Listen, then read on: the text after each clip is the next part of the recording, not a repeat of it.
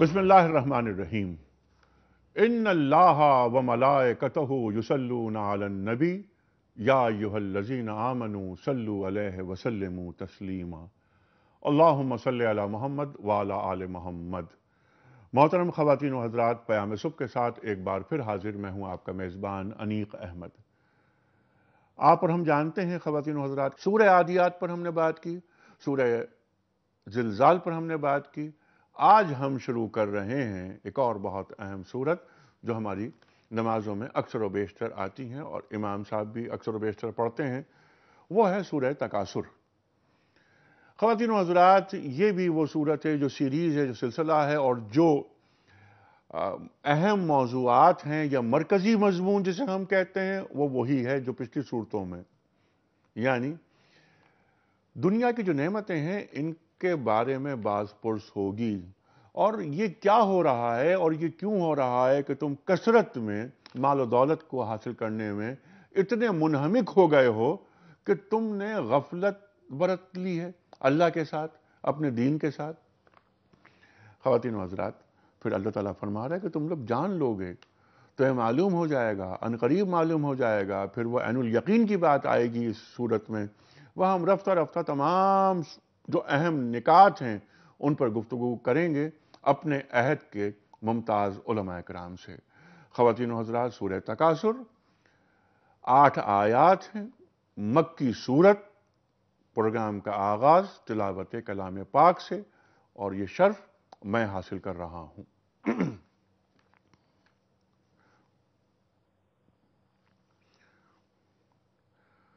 अऊज़ु बिल्लाहि मिनश शैतानिर रजीम।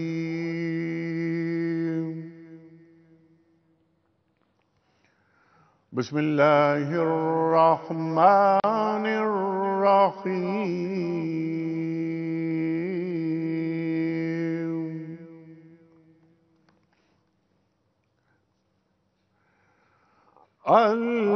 अल्हाकुमुत तकासुर हत्ता ज़ुरतुमुल मक़ाबिर।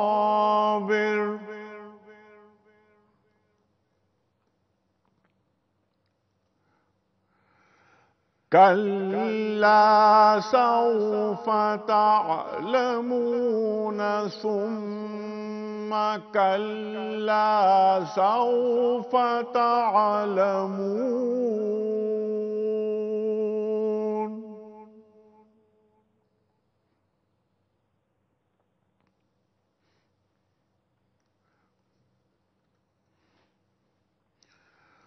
कल्ला लौ तअलमून इल्मल यक़ीन।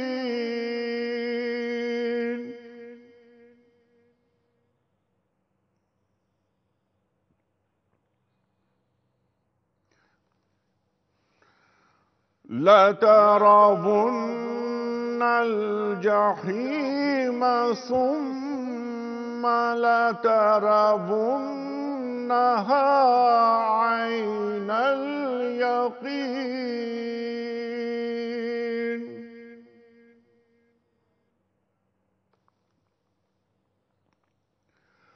सुम्मा लतुस्अलुन्न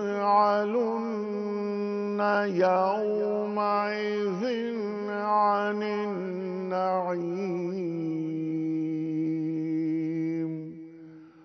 सदक़ल्लाहुल अज़ीम। ख़वातीन व हज़रात, सूरह तकासुर, जैसे कि मैंने अर्ज़ किया था कि मक्की सूरत है। कुल आयात 8, तर्जुमा पेश करने का शर्फ हासिल कर रहा हूँ। अल्लाह ताला फरमा रहा है कि तुम लोगों को ज़्यादा से ज़्यादा एक दूसरे से बढ़कर दुनिया हासिल करने की धुन ने गफलत में डाल रखा है, यहां तक कि इसी फिक्र में तुम कब्र तक पहुंच जाते हो। हरगिज नहीं, अनकरीब तुमको मालूम हो जाएगा। फिर सुन लो कि हरगिज नहीं, अनकरीब तुमको मालूम हो जाएगा। हरगिज नहीं, अगर तुम यकीनी इल्म की हैसियत से अंजाम को जानते होते तो तुम्हारा ये तर्ज अमल ना होता। तुम दोज़ख को देख कर रहोगे, پھر سن لو کہ تم بالکل یقین کے ساتھ اسے دیکھ لو گے، پھر ضرور اس روز تم سے ان نعمتوں کے بارے میں جواب طلبی کی جائے گی۔ صدق اللہ العظیم۔ خواتین و حضرات، سورہ تکاثر مرکزی مضمون ترجمے کے ذریعے ہمارے سامنے آیا۔ میں چاہتا ہوں کہ قبل اس کے کہ گفتگو کا آغاز ہو، اس موضوع کے حوالے سے جو مرکزی مضمون ہے اس کے حوالے سے ڈاکٹر محسن نقوی صاحب سرکار دو عالم صلی اللہ علیہ وآلہ وسلم کا ایک فرمان عطا فرمائیں۔ ڈاکٹر صاحب۔ بسم اللہ الرحمن الرحیم۔ اس سورہ مبارکہ کے مرکزی مضمون کے حوالے سے نبی پاک صلی اللہ علیہ وآلہ وسلم سے منقول ہے کہ آپ نے ایک روز صحابہ کرام سے پوچھا کہ کیا تم میں سے کوئی شخص ایک رات میں 1000 مرتبہ قرآن مجید کو ختم کر سکتا ہے؟ تو انہوں نے کہا اس کا مقدور تو کسی کو نہیں ہے۔ آپ نے فرمایا کہ اگر سورہ تکاثر کو تم پڑھ لیا کرو تو یہ 1000 مرتبہ قرآن پڑھنے کے مترادف ہے۔ اچھا، 1000 مرتبہ قرآن کریم پڑھنے کے مترادف ہے۔ اب یقیناً آپ کی بات، لیکن میرے حافظے میں جو بات ہے وہ یہ کہ 1000 آیات پڑھنے کے برابر۔ تو میں اس پہ شجاع صاحب سے دونوں باتیں ٹھیک، بالکل دونوں باتیں منقول۔ خواتین و حضرات، تشریف فرمائیں۔ محترم ڈاکٹر محسن نقوی صاحب سب آپ سے واقف ہیں، پیام صبح کا لازمی جز، سابق ممبر اسلامی نظریاتی کونسل۔ خواتین و حضرات، صاحب نگاہ، عہد کا لمس آپ کی گفتگو میں، پاکستان میں پڑھا، پاکستان کے باہر پڑھا، پاکستان میں پڑھایا، پاکستان کے باہر پڑھایا۔ آپ کا ڈاکٹریٹ ہے نارتھ کیرولینا کا۔ خواتین و حضرات، آپ کے ساتھ تشریف فرما ہے ایک اور بہت محبوب اور مقبول نام ہمارے ملک کا، محترم شجاع الدین شیخ صاحب۔ سب آپ سے واقف ہیں۔ خواتین و حضرات، میں کیا تعریف آپ کی کروں۔ پروفیشنلی آپ چارٹرڈ اکاؤنٹنٹ، زندگی تبلیغ دین کے لیے، بلکہ تفقہ فی الدین میں کہوں گا کہ تفقہ فی الدین کے نام کر دی۔ خواتین و حضرات، وہ کہیں اور سنا کرے کوئی۔ جب شجاع الدین شیخ صاحب بات کرتے ہیں تو ایک دنیا آپ کو سنتی ہے۔ اللہ تعالیٰ اپنے دین کی تبلیغ و اشاعت کے لیے یا تفقہ کے لیے اپنے خاص بندے مخصوص کرتا ہے، اور بڑے وہ متبرک لوگ ہوتے ہیں، بڑے مقدس لوگ ہوتے ہیں۔ خواتین و حضرات، شیخ صاحب جب بھی تشریف لاتے ہیں ہم آپ سے قرآن کریم سیکھتے ہیں۔ پروگرام کا آغاز ہم کرتے ہیں محترم ڈاکٹر محسن نقوی صاحب سے۔ ڈاکٹر صاحب، سورہ تکاثر، یہ 8 آیات، ان 8 آیات کے اندر جو مرکزی مضمون ہے، میں یہ چاہ رہا ہوں کہ اس پر بات کریں، اور شروع یہاں سے ہم کرتے ہیں کہ الہاکم التکاثر۔ اب یہ کہ کثرت نے تمہیں غافل کر دیا ہے۔ اب کثرت کی وضاحت نہیں ہو رہی ہے کہ کس چیز کی کثرت نے، حتی زرتم المقابر، تم قبروں تک پہنچ جاتے ہو، کس چیز کی کثرت میں؟ بسم اللہ الرحمن الرحیم۔ پہلی بات تو ہم یہ بات عرض کریں گے کہ سورہ تکاثر جو ہے ترتیب نزول کے اعتبار سے اس سے پہلے سورہ کوثر ہے۔ جی، کوثر اور تکاثر دونوں کا مادہ ایک ہے، معنی میں زمین اور کیا آسمان بات کا ہے، فرق۔ واہ واہ واہ۔ اور اس کے بعد ترتیب نزول میں اس کے بعد سورہ معون آتی ہے جہاں خرچ کرنے اور اس کا تذکرہ ہے۔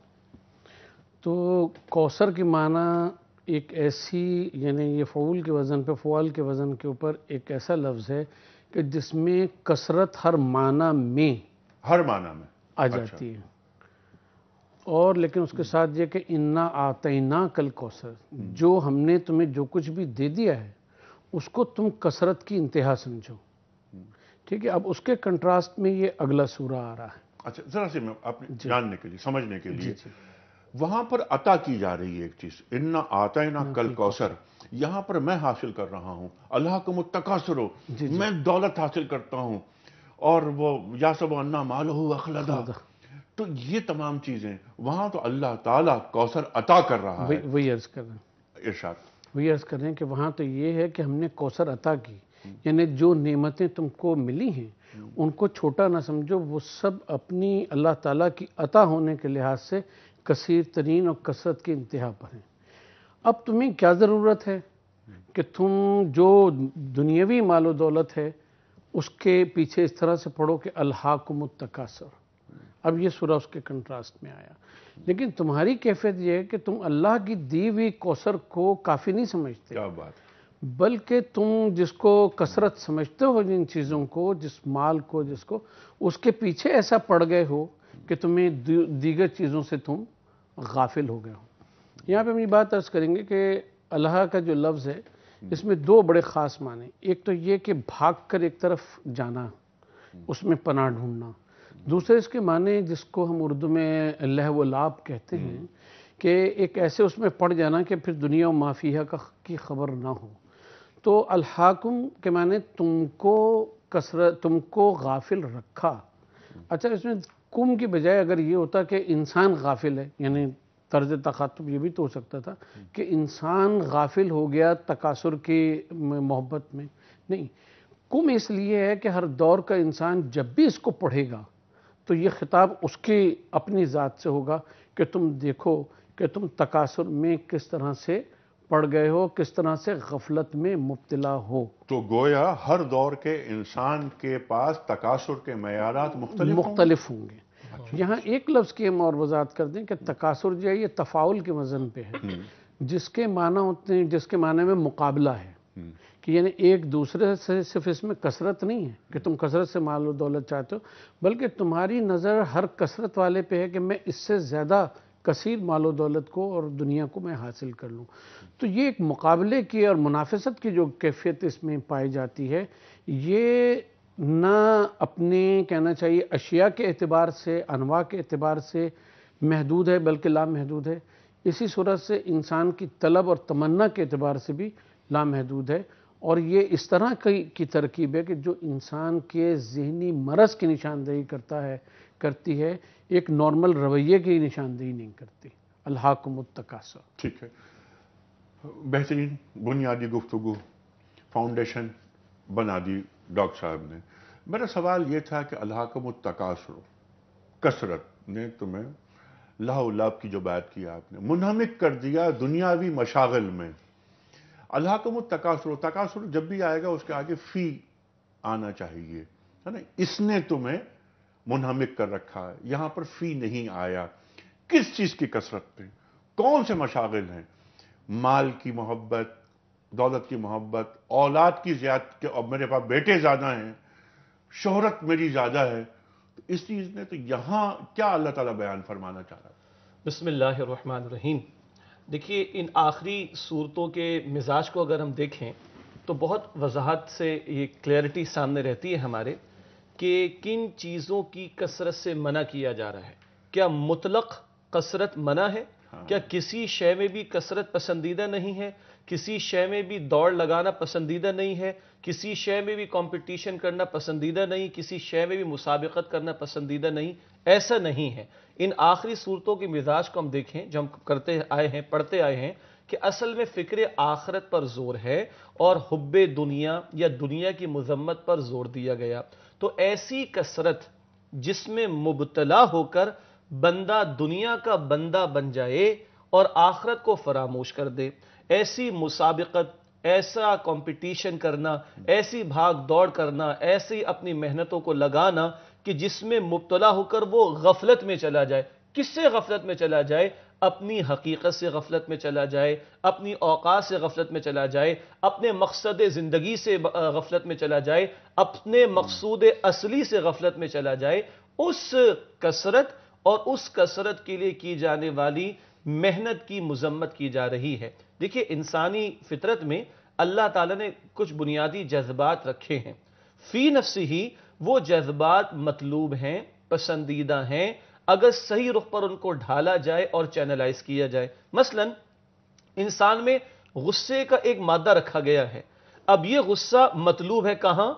جہاں کسی پر ظلم ہوتا ہو، جہاں اللہ کا حکم ٹوٹتا ہو، جہاں شریعت کا مذاق اڑایا جاتا ہو، یہاں اظہار ہوگا تو مظلوم کی داد رسی ہوگی، یہاں غصے کا اظہار ہوگا تو کلمہ حق بلند کرنے کی محنت ہوگی۔ لیکن یہی غصہ بات بات پر نکل آیا جیسے کہ ہمارے یہاں ہے تو یہ اس کی مذمت کی گئی۔ اسی طرح مسابقت، کمپٹیشن، آگے بڑھنا، یہ جذبہ ہے انسان میں، نمایاں ہونا چاہتا ہے انسان۔ قرآن کیا کہتا ہے؟ کم از کم 10 مرتبہ یہ مضمون قرآن میں آیا ہے۔ فار ایگزامپل سورہ البقرہ آیت 148، فاستبقوا الخیرات، تم مسابقت کرو، تم کمپٹیشن کرو، تم آگے بڑھنے کی کوشش کرو خیرات یعنی خیر اور نیکیوں کے کاموں میں۔ یا کبھی قرآن کہتا ہے سورۃ الحدید آیت نمبر 21 میں سابقوا الی مغفرۃ من ربکم وجنۃ عرضھا کعرض السماء والارض، مسابقت ضرور کرو، دوڑو، ایک دوسرے سے آگے بڑھو، مگر رب کی مغفرت کے لیے، اس کی رضا کے حصول کے لیے۔ دوڑ صحابہ کرام میں بھی لگتی تھی، ایسا نہیں تھا کہ ان میں جذبات نہیں تھے، مگر کہاں دوڑ لگی ہے؟ صدیق اکبر پورے گھر کا مال لے کر لا کے رکھ دیتے ہیں غزوہ تبوک کے موقع پر، اور سیدنا عمر فاروق فرماتے ہیں میں اس ارادے سے چلا کہ آج میں پیچھے چھوڑ دوں گا ابو بکر صدیق کو۔ دیکھیے جذبہ تو ہے نا، آگے بڑھنے کا، دوسرے کو پیچھے چھوڑنے کا، مگر کہاں؟ خیر کے معاملے میں، نیکی کے معاملے میں، جنت کی طرف بڑھنے میں آج میں یہ ارادہ کر کے چلا کہ ابو بکر صدیق کو پیچھے چھوڑ دوں گا۔ باقی اس واقعے کا ہمیں معلوم ہے کہ جب وہاں پہنچے تو پورے گھر کا مال صدیق اکبر نے لا کر پیش کر دیا۔ تو اس صحیح رخ پر ڈھالنا چاہتا ہے قرآن حکیم کہ تمہارا یہ کثرت کا معاملہ، مسابقت کا معاملہ، بھاگ دوڑ کا معاملہ اس اصل آخرت کی تیاری کے لیے ہو تو مطلوب ہے، ورنہ اس دنیا کی زندگی کے بندے تم بن جاؤ تو یہ وہ شے جو تمہیں غافل کر دے گی یہاں تک کہ تم قبروں میں چلے جاؤ گے۔ یہ دیکھ لو۔ سبحان اللہ، سبحان اللہ۔ یہاں جو بات آپ نے فرمائی کہ گھر کا آدھا مال لا رہے ہیں حضرت عمر فاروق رضی اللہ تعالی عنہ کہ میں آگے نکل جاؤں گا، فاستبقوا الخیرات کی آپ نے بات کی۔ حضرت ابوبکر صدیق رضی اللہ عنہ خلیفہ اول، پورا سامان گھر میں کیا چھوڑ کر آئے ہو؟ یا رسول اللہ، اللہ کا رسول گھر میں موجود ہے صلی اللہ علیہ وآلہ وسلم۔ وہ اقبال کا شعر ہم بار بار پڑھتے رہتے ہیں، ذہن میں آتا رہتا ہے کہ پروانے کو چراغ ہے، بلبل کو پھول، بس صدیق کے لیے ہے خدا کا رسول بس۔ خلافت راشدہ میں کفار، مشرکین، منکرین مروب ہوتے تھے کہ فتوحات حاصل کر رہے ہیں، یہ کتنا آگے بڑھ رہے ہیں، لیکن مسلمان جب خلافت راشدہ اور خلفائے راشدین سے متاثر ہوتے تھے وہ فتوحات کی وجہ سے نہیں، ان کے تقوی کی وجہ سے کہ انہوں نے زیادہ وقت گزارا ہے اللہ کے رسول صلی اللہ علیہ وسلم کے ساتھ۔ یہ ہے ان کی خاص بات، فاستبقوا الخیرات، یہ آگے ہیں، یہ ہے تکاثر اس میں پیدا ہو رہا ہے۔ محمد کریں دیکھیے یہ جو ہم نے عرض کی بہت ہی بہترین گفتگو، اور یہ بات کہ خیرات میں مسابقت ہے اور ہمیں وہاں غیر خیرات میں مسابقت نہیں ہے، اس میں ایک بات یہ ہے کہ اگر یہ جو الہ کا لفظ ہے یہ الہ کے ساتھ آئے تو کسی شے کی طرف بے پرواہ ہو کے دوڑنا، بغیر کسی چیز کی پرواہ کیے بغیر دوڑنا، اسی کی طرف رخ کر لینا، اور فی کے ساتھ آئے تو یہ کیونکہ حرف زمان ہے تو یہ ایک چیز میں محدود کر دیتا ہے، اس میں محدودیت آ جاتی ہے۔ الہاکم التکاثر میں یہ جو الف لام ہے اس کو ہم لوگ کہتے ہیں کہ یہ استغراق کا ہے، تکاثر اس کو یعنی مبہم اس لیے چھوڑ دیا ہے الف لام لگا کے کہ اس کی جتنی قسمیں ہو سکتی ہیں تقابل کی اور یعنی کثرت میں مقابلے کی جتنی قسمیں ہو سکتی ہیں، جتنی نوع کا تقابل ہو سکتا ہے، وہ نہ فی سے پیدا ہوتا نہ الہ سے پیدا ہوتا۔ یہ جو اس کو اس کی طرف مضاف کیا گیا اور الف لام لگایا گیا ہے وہاں، تو لگایا اس لیے گیا کہ اس کی جتنی قسمیں استغراق میں، جتنی قسمیں سب کی سب داخل ہو جائیں، اور اس بات کی طرف نشاندہی ہو جائے کہ جو کوثر ہم نے تم کو عطا کیا ہے اس کو کثرت سمجھو، اور جس طرف تم بھاگ رہے ہو، دوڑ رہے ہو، اور جتنی قسم کی مسابقت تمہارے درمیان ہے وہ سب کی سب ختم ہے، عارضی ہے، اور فی نہ بیان کر کے کنفائن نہیں کیا گیا کسی ایک زمانے تک، قرآن کریم قیامت تک کے لیے ہے۔ ڈاکٹر صاحب یہ فرمائیے کہ شیخ صاحب کے مخاطبت کس سے ہو رہی ہے؟ کون مخاطب ہے یہاں پر؟ مسلمان، کفار، ہر انسان؟ شان نزول اس کا جو ہو رہا ہے الہاکم التکاثر حتی زرتم المقابر، اب یہ کس سے مخاطبت ہو رہی ہے؟ ظاہر مکی صورت ہے یہ۔ جی دیکھیں دو اعتبارات سے اس کو سمجھ لیں۔ قرآن حکیم کی آیات پر گفتگو کرتے ہوئے ایک انداز ہوتا ہے جس کو تعویل خاص کہا جاتا ہے، کسی خاص پس منظر میں، جس کو عام طور پر ہم شان نزول کہتے ہیں، بیک گراؤنڈ میں کسی صورت کا نزول ہونا، اور ایک ہے تعویل عام جس کی طرف ڈاکٹر صاحب نے اشارہ کیا تھا کہ یہ کم کی ضمیر کیا بتا رہی ہے؟ ہر دور کا انسان، آپ میں ہم سب جو آج ہیں اور قیامت تک آنے والا جب بھی اس کو پڑھے گا یہ خطاب اس سے ہے۔ جیسے قرآن فرماتا ہے سورۃ الانبیاء کی آیت نمبر 10 میں لَقَدْ أَنزَلْنَا إِلَيْكُمْ كِتَابًا فِيهِ ذِكْرُكُمْ، تمہاری طرف ایک کتاب ہم نے نازل کی جس میں تمہارا اپنا ذکر موجود ہے۔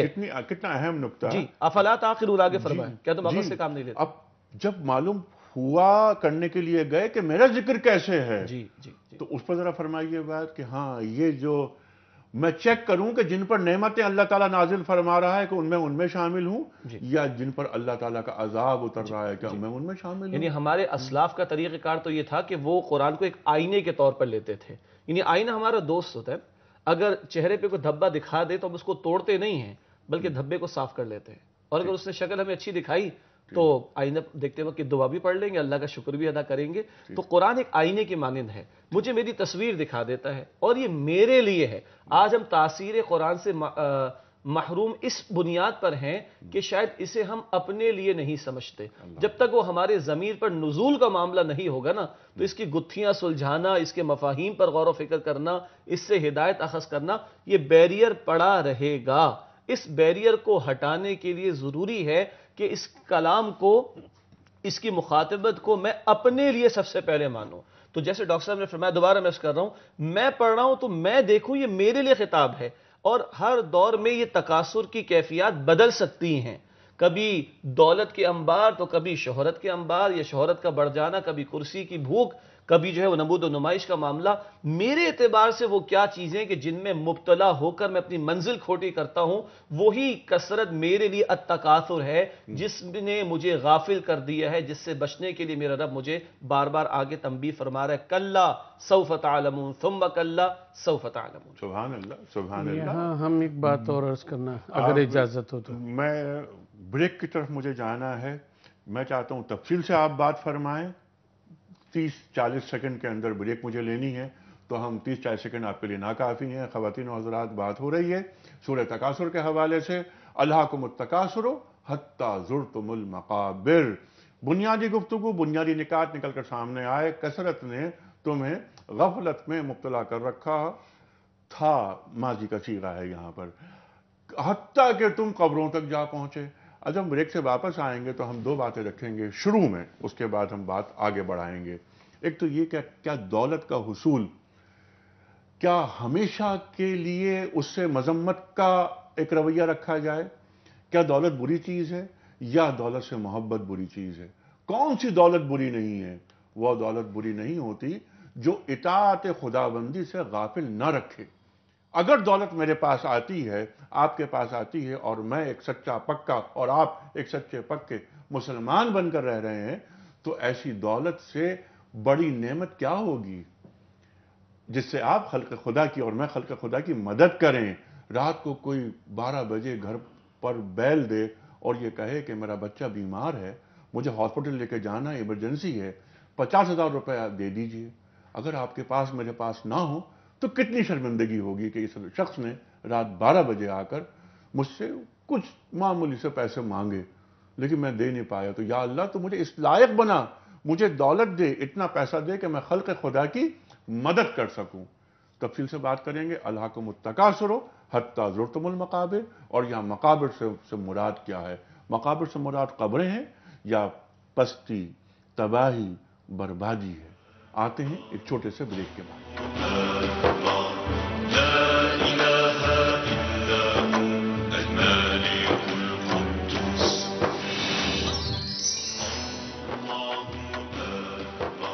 ویلکم بیک خواتین و حضرات. پیام صبح میں ایک بار پھر خوش آمدید. تشریف فرما ہے محترم ڈاکٹر محسن نقوی اور محترم مولانا شجاع الدین شیخ صاحب. بات ہو رہی ہے پیام صبح میں آج سورہ تکاثر کے حوالے سے. میں نے عرض کیا تھا کہ سورہ تکاثر قرآن کریم کی وہ سورت جس کی 8 آیات ہیں, اور یہ مکی سورت ہے. الہاکم التکاثر حتی زرتم المقابر. الہاکم التکاثر پر بات ہو گئی کسی حد تک. میں اس لیے کہہ رہا ہوں کہ قرآن کریم پر گفتگو کبھی مکمل ہو ہی نہیں سکتی. قرآن کریم کے معنی اور مفاہیم صرف وہ سمجھ سکتا ہے کہ جس کا یہ کلام ہے, یا وہ جس پر یہ اترا. ذہن دوڑاتے ہیں, معنی اور مفاہیم تلاش کیے جاتے ہیں. بقول سید ابو الاعلی مودودی رحمۃ اللہ علیہ, قرآن کریم کی ترجمانی ممکن ہے, ترجمہ ممکن نہیں. تفقہ فی الدین, فکر کرنے کی بات, غور کرنے کی بات پر قرآن کریم زور دیتا ہے. جہاں بات رکی تھی وہیں سے ہم بات آگے بڑھاتے ہیں. الہاکم التکاثر پہ تو آپ نے ڈاکٹر صاحب بہت اچھی گفتگو مکمل کی. حتی زرتم المقابر، یہاں تک کہ تم قبروں تک جا پہنچے۔ ایک تو یہ کہ ماضی کا صیغہ، دوسری چیز یہ بتائیے کہ یہاں مقابر سے مراد مقابری ہیں یا پھر پستی، تباہی، زوال، یہاں کیا بیان کیا جا رہا ہے؟ بسم اللہ الرحمن الرحیم۔ پہلے تو ہم دو باتیں یہ عرض کریں گے کہ قرآن میں نبی پاک صلی اللہ علیہ وسلم کا حکم ہے کہ قل رب زدنی علما، سبحان اللہ، پروردگار آپ کہیے، اجازت دی جا رہی ہے کہ آپ دعا مانگیے کہ پروردگار مجھے علم میں بڑھا۔ تو یہ زیادتی اور کثرت اللہ تعالیٰ کی طرف سے ہے اور اس کی اجازت دی جا رہی ہے کہ یہ مانگو۔ اگر کوئی شخص دین کا علم یا کسی چیز کا علم اس لیے حاصل کرے کہ دوسرے کو مجھے نیچے دکھانا ہے، لوگ مجھے دوسروں سے بڑا عالم سمجھیں، اور اسے تفقہ فی الدین اور دین مطلوب نہ ہو، تو ایسا تکاثر بھی، علم میں بھی ایسا تکاثر جو ہے وہ منع ہے۔ اس کو کہتے ہیں کہ تکبر علمی تکبر علمی یا خبط عظمت، خبط عظمت، خبط تقدس، یہ عام اس سے زیادہ خطرناک اور تکلیف دہ ہے۔ تو لہٰذا علماء کو بھی اس بات سے اجتناب کرنا چاہیے، دین کا علم جتنے زیادہ سے زیادہ حاصل کریں، وہ تفقہ فی الدین اور لوگوں تک پہنچانے کے لیے، مباحات کے لیے اور دوسروں پہ تفوق قائم کرنے کے لیے یہ اس کی اجازت نہیں ہے، اس کی مذمت احادیث میں آئی ہے۔ اور ڈاکٹر صاحب جو کچھ ہم نے آپ لوگوں کی باتوں سے سیکھا ہے کہ جوں علم آتا ہے خشیت خداوندی بڑھتی جاتی ہے اور انکسار میں اضافہ ہوتا رہتا ہے۔ انما یخشی اللہ من عبادہ العلماء، اللہ اکبر، تو جتنا سمجھتے جائیں گے اتنا خشیت بڑھتی جائے اور حلم میں بھی اضافہ ہوتا ہے، اور حلم میں بھی اضافہ ہوگا۔ کیا بات ہے، سبحان اللہ۔ دوسری بات یہ کہ جیسا آپ نے فرمایا کہ یہاں ماضی کا صیغہ استعمال کیا گیا، ماضی کا صیغہ اس لیے دو وجہ سے استعمال کیا گیا۔ ایک تو وجہ یہ ہے کہ تم اگر اپنے سے پچھلوں کو دیکھو گے کہ جو اسی رویے کے حامل تھے، تو تمہیں یہ پتہ لگے گا کہ ان کا آخری انجام بھی حتی زرتم المقابر والا ہے۔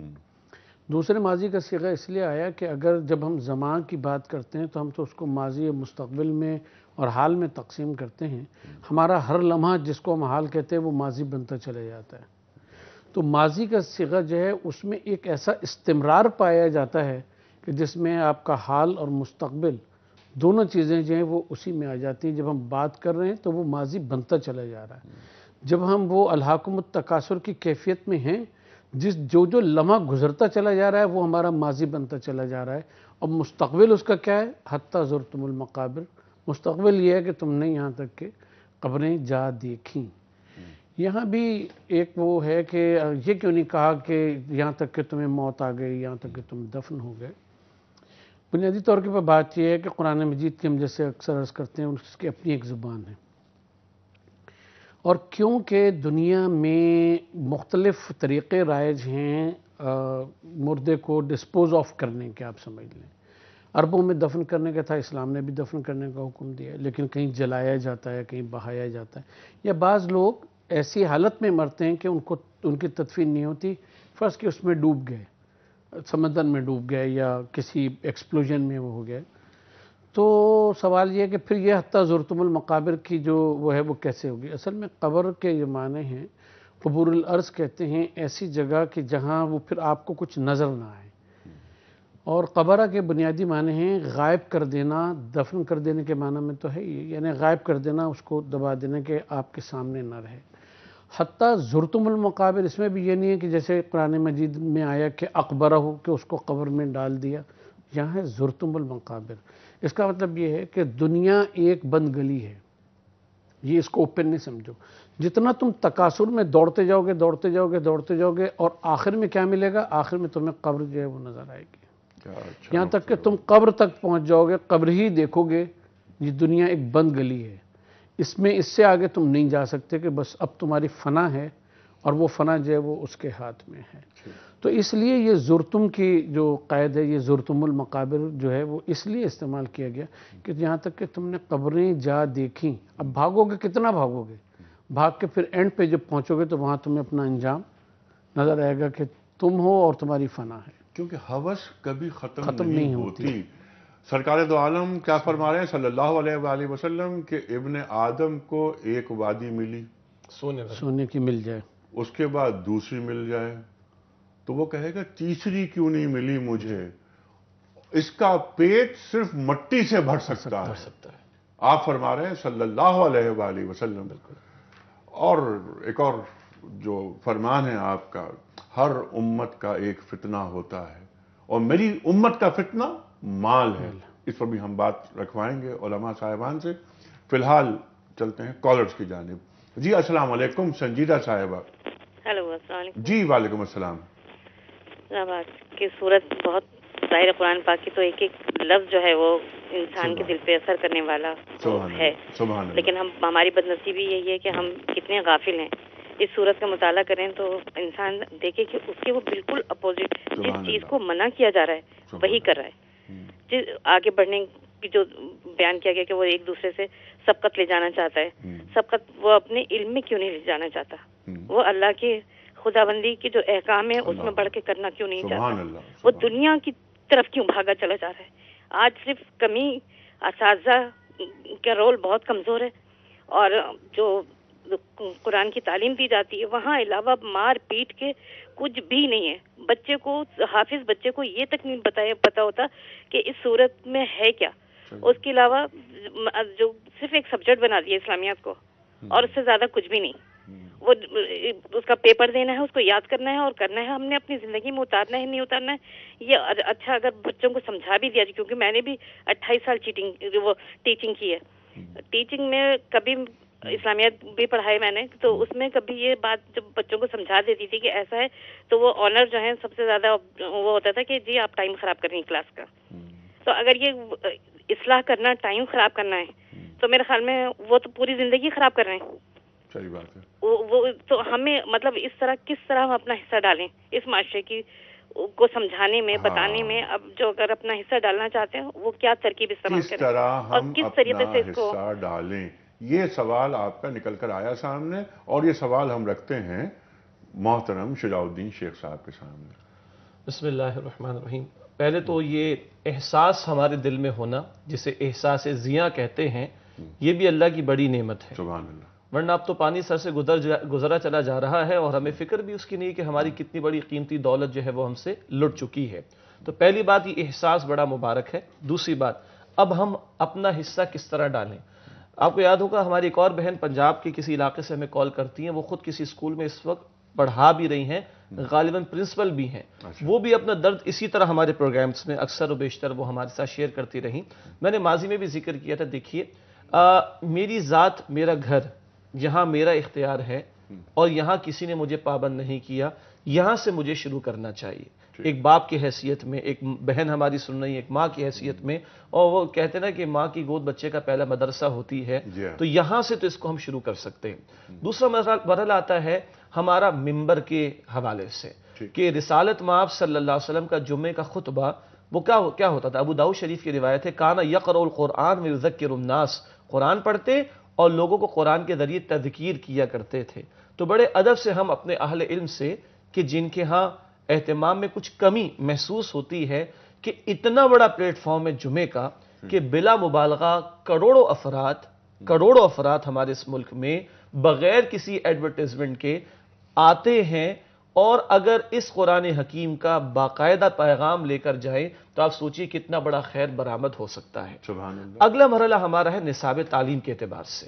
وہاں تو اللہ معاف کرے کہ اتنی دین بیزاری، اور معاف کیجئے گا دین دشمنی ابھی جو پنجاب کے اندر ہوا ہے، کہ کھرچ کر اسلامیات میں سے بھی اسلام کو نکالا جا رہا ہے. سوشل اسٹڈیز کو، اردو کی کتابوں کو تو چھوڑ دیجئے، اسلامیات کی کتاب کا نصاب جو معاذ اللہ کم کیا گیا ہے، اور سب سے پتلی کتاب اسلامیات کی ہوتی ہے، اور کوئی کوالیفیکیشن اسلامیات پڑھانے کے لیے نہیں ہے. یہ ہے ہمارے حکمرانوں کی ترجیحات اللہ کے کلام کے حوالے سے ہمارے نصاب تعلیم میں. یعنی ہم وہ مسلمان کہ جن کے رسول کو پہلی وحی میں کہا گیا کہ اقرا ضرور ہو مگر بسم ربک الذی خلق، وہ رب کا نام نصاب تعلیم سے نکالا جائے. پھر ہمارے ہاں انگریزی کے لیے ٹیوٹر کا اہتمام، میتھمیٹکس کے لیے، اور پھر اسکول میں پڑھانے کے لیے بہترین جو پے ہے وہ میتھس کے ٹیچر کے لیے ہے، انگلش کے ٹیچر کے لیے ہے. قرآن پڑھانے کے لیے، اسلامیات پڑھانے کے لیے اول تو کوئی پری کوالیفیکیشن ہے ہی نہیں، اور جس کو چاہا رکھ لیا، سب سے لو پیڈ رکھا. تو یہ جو نصاب تعلیم کے مرتب کرنے والے، امپلیمنٹ کرنے والے، اور پھر اسکولز کے نظاموں کو چلانے والے ہیں، ان کی بھی ذمہ داری بنتی ہے کہ اتنا بڑا پلیٹ فارم ہمارے سامنے اللہ کے کلام کو پہنچانے کا موجود ہے. اس کے ساتھ ساتھ شیخ صاحب کوشش یہ ہے ان دشمنوں کی، میں کہوں گا دشمن جو اسٹیٹ کے بھی دشمن ہیں اور دین کے بھی دشمن ہیں، کہ زندگی کی ترجیحات میں سے اللہ اور اللہ کے رسول کو باہر نکال دیا جائے. مذہب، یہ دین ہمارا دین ہے، ہمارا مذہب نہیں ہے، یہ ایک فرد کا ذاتی مسئلہ ہو جائے جیسے کہ دیگر مذاہب میں ہے. وہ کہتے ہیں religion is your private affair. Private affair نہیں ہوتا.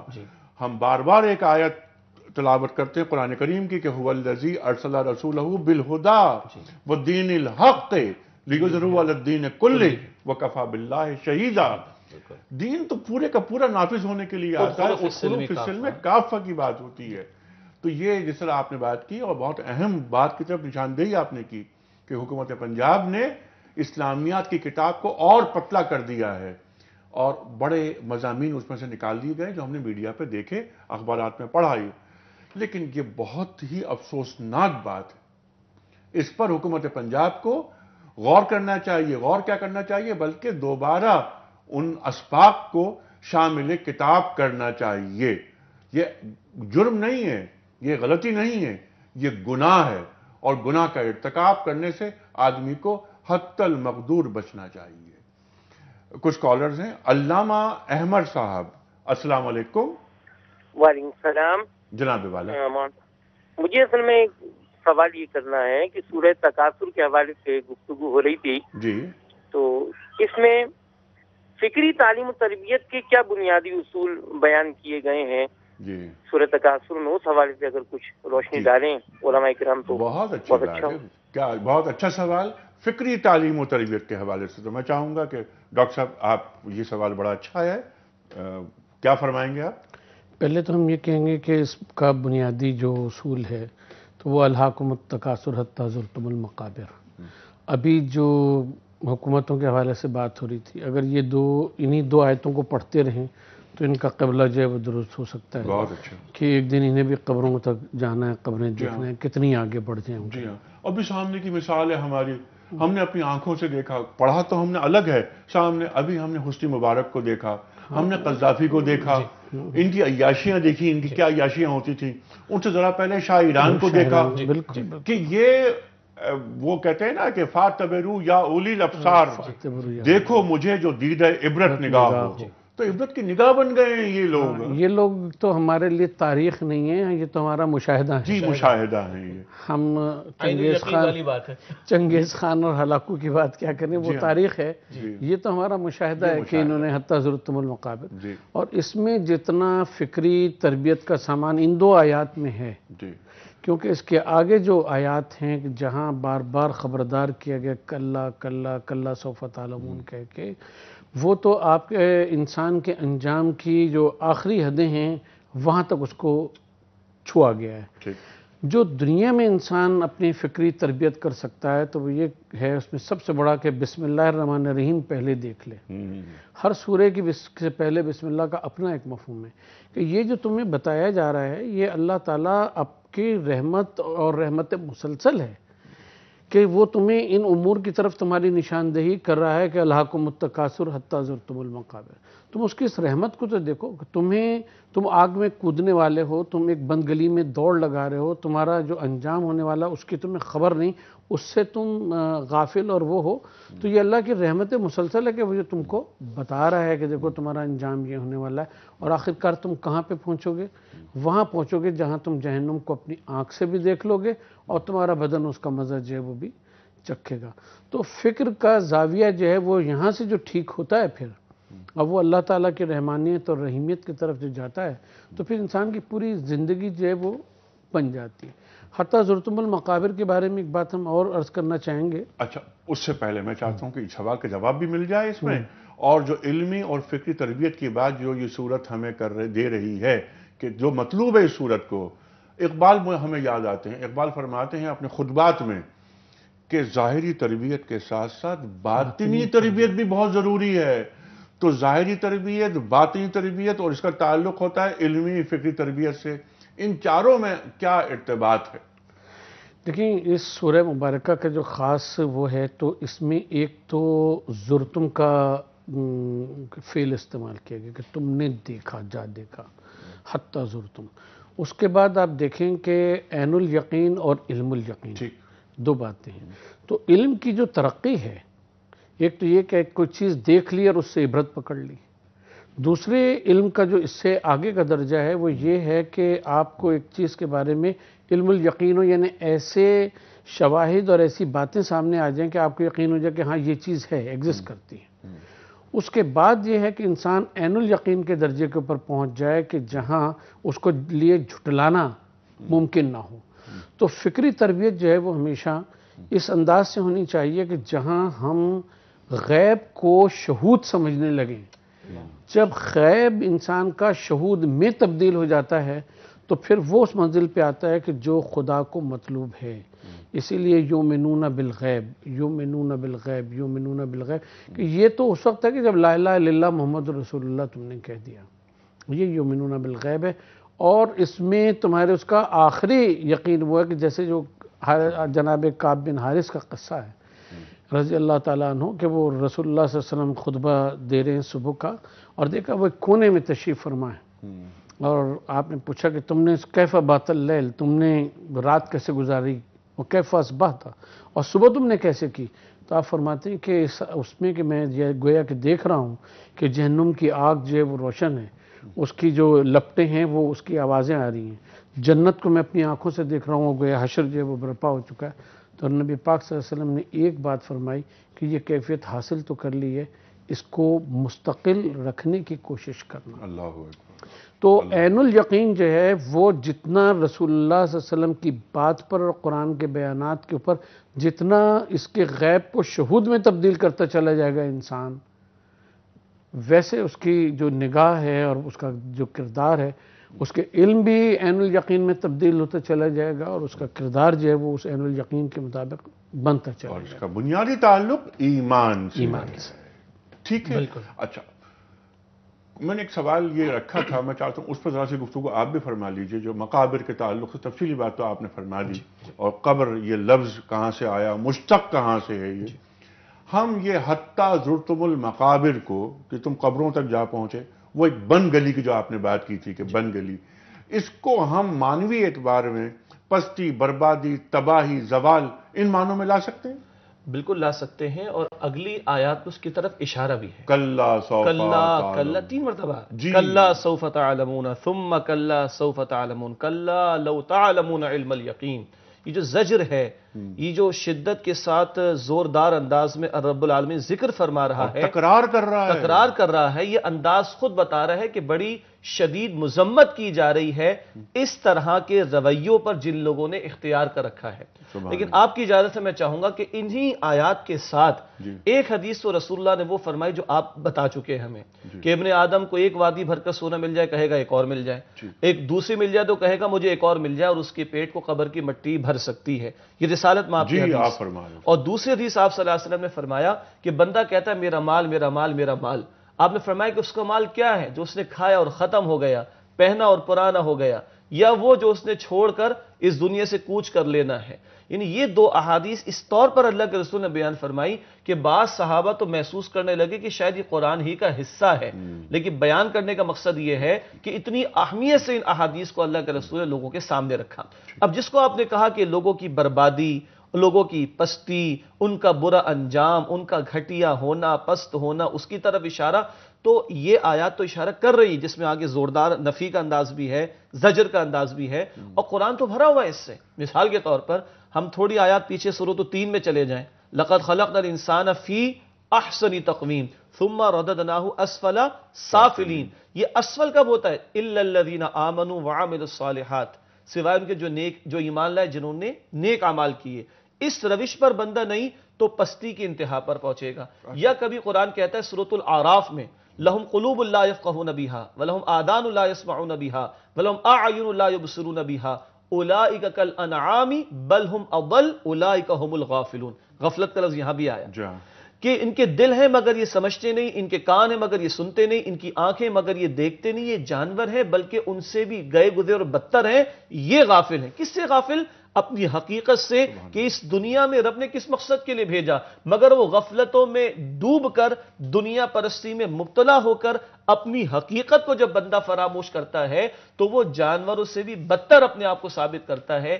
اس ابتریت کی طرف، یہ تباہی کی طرف اللہ رب العالمین گویا کہ اشارہ کر رہے ہیں اس مقام پر بھی۔ سبحان اللہ، سبحان اللہ۔ اور جب آپ نے بات فرمائی لقد خلقنا الانسان فی احسن تقویم ثم رددناہ اسفل سافلین، پھر آپ نے فوراً بات کی قرآن کریم کی جو آیت ہے الا الذین آمنوا، اس کے بعد جہاں جہاں ایمان کا ذکر ہے وہیں وہیں عمل صالح کا ذکر ہے۔ اور یہ کہیں ایسا نہیں کہ صرف میں نے ایمان قبول کر لیا، میں نے عمل صالح نہیں کیے کہیں بھی۔ سورہ عصر، ان الانسان لفی خسر الا الذین آمنوا وعملوا الصالحات، بالکل۔ اور الذین یؤمنون بالغیب ہے تو یقیمون الصلاۃ بھی ہے ومما رزقناہم، پہلے پارے سے لے کے آخری پارے تک آ جائیے، بار بار اس دونوں پہ زور دیا۔ سبحان اللہ، غیب کی بات۔ اور جہاں پر ہم اپنا پروگرام یہاں ختم کر رہے ہیں، لیکن میں اس جملے پہ پروگرام ختم کروں گا جو ڈاکٹر صاحب نے فرمایا ہے کہ ہمیں غیب کو شہود میں تبدیل کرنا ہے۔ یہ ہے حاصل کلام کہ غیب کو شہود میں، میرا اللہ دیکھ رہا ہے اور میرا ہر عمل وہ ریکارڈ ہو رہا ہے۔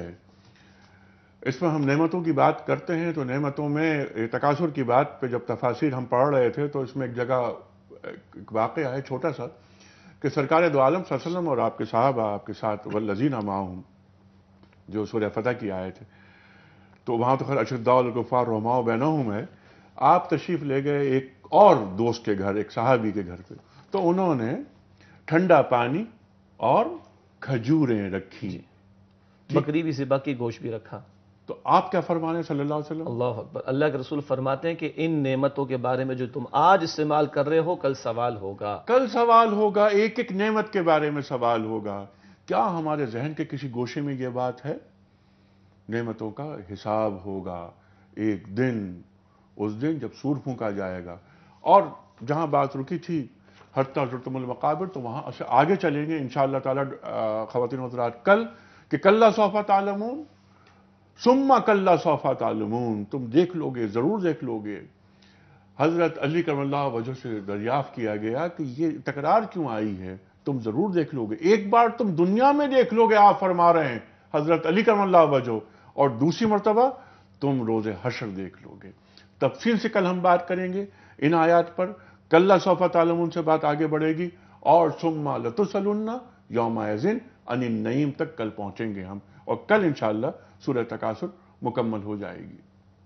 خواتین و حضرات، پروگرام کا اختتام ہوتا ہے آج کی بات پر، قول ہے حضرت علی کرم اللہ وجہ کا۔